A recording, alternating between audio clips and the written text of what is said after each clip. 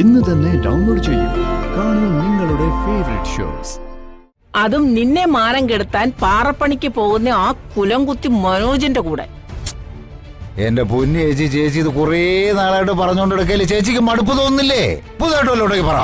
എടാ, നിന്റെ കെട്ടിയോളെ നിന്നെ ധിക്കരിച്ചിറങ്ങി പോയ ഹരിതയ്ക്ക് കൊടുക്കാൻ അടുക്കളയിൽ പലഹാരം ഉണ്ടാക്കുന്നു.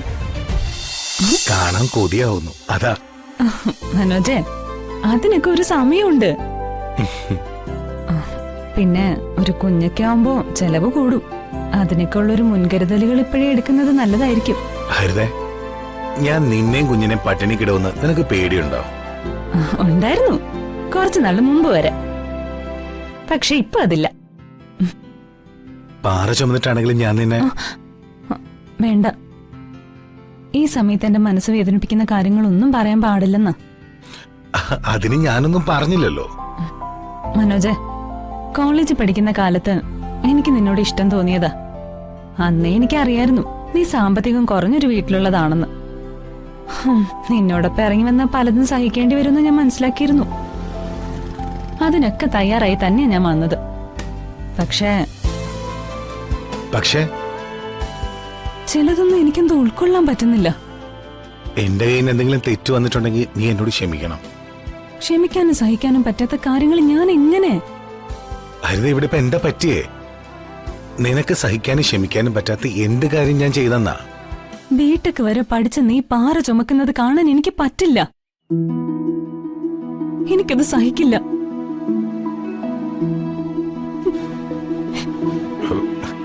എന്താ ഹരിത ഇങ്ങനെ? അന്ന് ഞാൻ ജോലി ചെയ്യുന്നതിൽ അഭിമാനമേ ഉള്ളൂ എന്ന് പറഞ്ഞിട്ട്...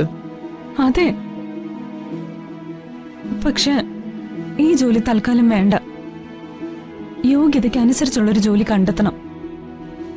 ഞാൻ ഈ അവസ്ഥയിലായി പോയതുകൊണ്ടാ. ഇല്ലെങ്കിൽ ഞാൻ ജോലിക്ക് പോയി കാര്യങ്ങളെല്ലാം സ്മൂത്ത് ആയിട്ട് കൊണ്ടുപോയേനെ. അത് വേണ്ട. ഭാര്യയെ സംരക്ഷിക്കാനുള്ള ചുമതല ഭർത്താവിനാ.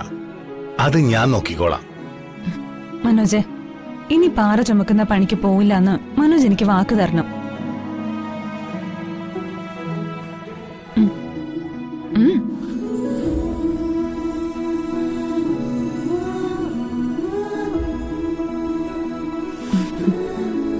സത്യം. ഈ സത്യത്തിന് ഒരു കുഞ്ഞ് സാക്ഷിയുണ്ടെന്ന കാര്യം മറക്കല്ലേ.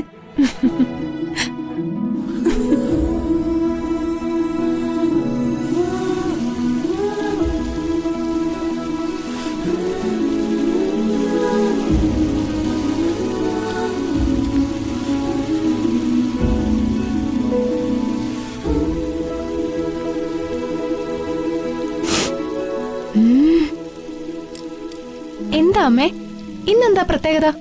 പലഹാരമൊക്കെ ഉണ്ടാക്കുന്നുണ്ടല്ലോ.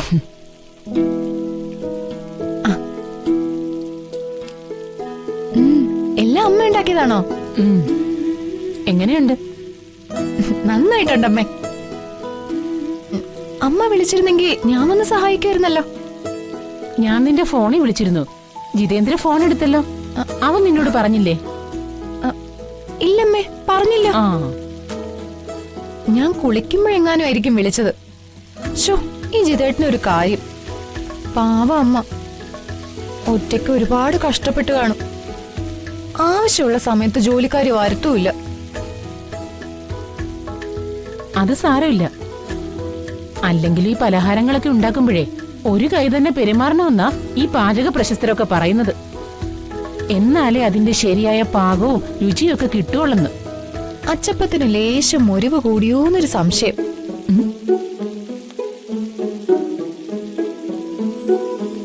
ഏയ്, കൃത്യം തന്നെ.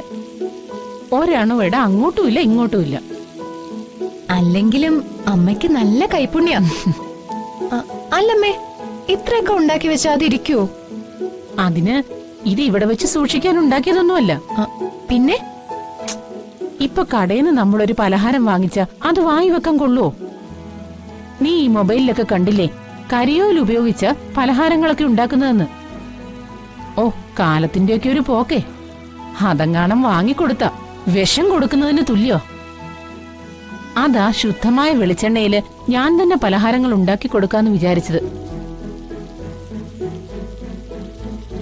നീ എന്താടി ഇങ്ങനെ ഉണ്ടക്കണ്ണും വിളിച്ചോണ്ട് നോക്കി നിൽക്കുന്നത്? ഇതേ ഈ വീട്ടിലെ ഗർഭിണിക്ക് കൊണ്ട് കൊടുക്കാനാ, എന്റെ ഹരിത മോൾക്ക്. എന്നാ ഞാൻ ബാക്കിയും കൂടെ ഉണ്ടാക്കട്ടെ.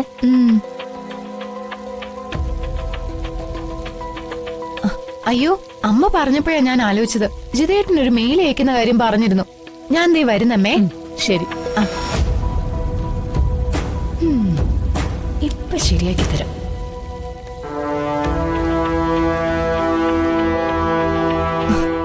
ആ അപ്പച്ചി, അപ്പച്ചി ഇവിടെ മേക്കപ്പ് ഇട്ട് കുണുങ്ങി കുണുങ്ങി നിന്നോ?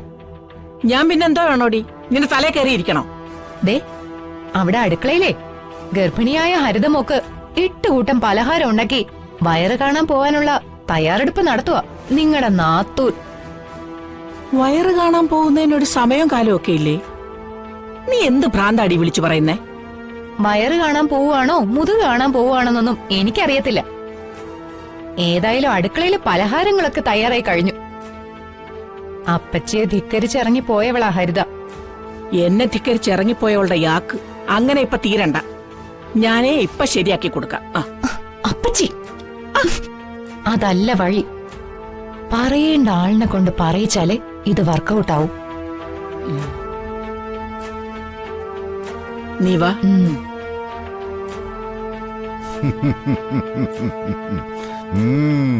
അറിയാടോ ഏടോ, അത് നമ്മുടെ സിറ്റിംഗ് സീറ്റല്ലേ.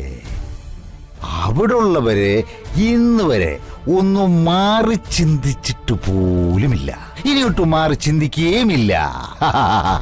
പുല്ലുപോലെ ജയിക്കുന്നേ. അങ്ങനെ വരുമ്പോ ലോക്സഭാ സീറ്റ് നമ്മുടെ സ്വന്തം ആളിന് തന്നെ കിട്ടും. അല്ലാതെ പിന്നെ എന്തിനാടോ MP പിടിച്ച് ലോക്സഭാ മണ്ഡലത്തിൽ നിർത്തുന്നത്? ഏടോ, ഒരു വെടിക്ക് 2 പക്ഷി എന്നല്ല, ഒറ്റ വെടിക്ക് 2 സീറ്റ് നമുക്കെന്നാ. അതാ പറഞ്ഞത്. ശരി ശരി, ഞാൻ വിളിക്കാം, നീ വെച്ചോ. കർണാര, നാട്ടിലെ കാര്യമൊക്കെ പരിഹരിച്ചല്ലോ. ഇനി സ്വന്തം വീട്ടിലെ അടുക്കള കാര്യം കൂടി നീ ഒന്ന് പരിഹരിക്കേ. അടുക്കള കാര്യമോ? എനിക്കിവിടെ അടിമാലിയിലെ അങ്കമാലിയിലെയും പ്രശ്നങ്ങൾ തീർക്കാൻ തന്നെ നേരമില്ല. അപ്പോഴാ ഒരു അടുക്കള കാര്യം. ചേച്ചി കാര്യം പറ. എടാ, നമ്മളെ ധിക്കരിച്ച്, അല്ല എന്നെ ധിക്കരിച്ചതോ പോട്ടെ, കേരള രാഷ്ട്രീയത്തിലെ ഭീഷ്മാചാര്യരായ നിന്റെ വാക്ക് ധിക്കരിച്ച് ഇവിടുന്ന് ഇറങ്ങിപ്പോയവളാണ് ഹരിത. അതും നിന്നെ മാനം കെടുത്താൻ പാറപ്പണിക്ക് പോകുന്ന ആ കുലംകുത്തി മനോജിന്റെ കൂടെ. എന്റെ പൊന്നു ചേച്ചി, ചേച്ചി ഇത് കുറേ നാളായിട്ട് പറഞ്ഞുകൊണ്ടിടക്കല്ലേ, ചേച്ചിക്ക് മടുപ്പ് തോന്നുന്നില്ലേ? പുതുതായിട്ട് പറ. എടാ, നിന്റെ കെട്ടിയോളെ നിന്നെ ധിക്കരിച്ചിറങ്ങിപ്പോയ ഹരിതയ്ക്ക് കൊടുക്കാൻ അടുക്കളയിൽ പലഹാരം ഉണ്ടാക്കുന്നു. മാനത്തെ കൊട്ടാ